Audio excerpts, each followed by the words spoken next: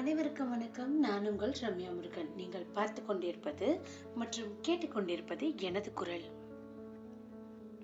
ஒரு அழகான சிறிய கிராமத்தில் ரவி என்ற ஒரு சிறுவன் வாழ்ந்து வந்தான்.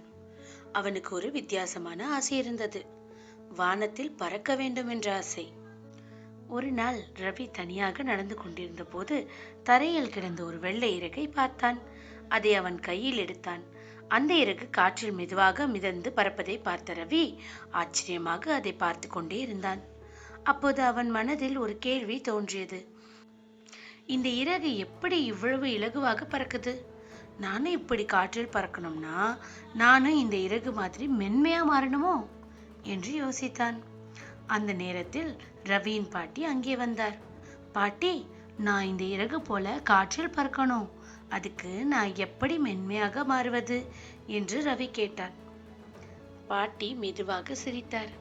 அவ்வளவுதானே ரவி, நீ எல்லோரிடமும் அன்பாக நடந்து கொள், யாரையும் காயப்படுத்தாமல் பேசு, பிறருக்கு உதவி செய்.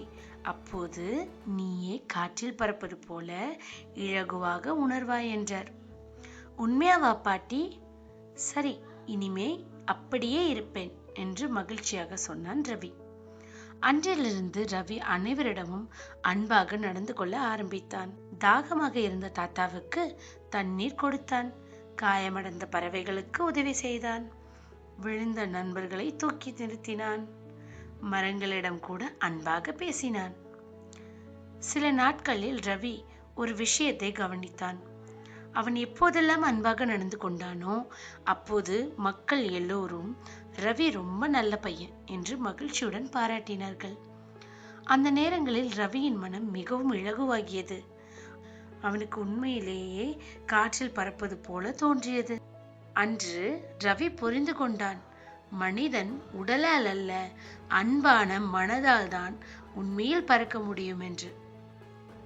இந்த ஸ்டோரியிலேருந்து நம்ம என்ன தெரிஞ்சுக்கிறோம் அப்படின்னா, இறகை போல மென்மையான மனம் கொண்டவர்கள் வாழ்க்கையில் எப்போதும் இலகுவாக பறப்பார்கள். நன்றி, வணக்கம்.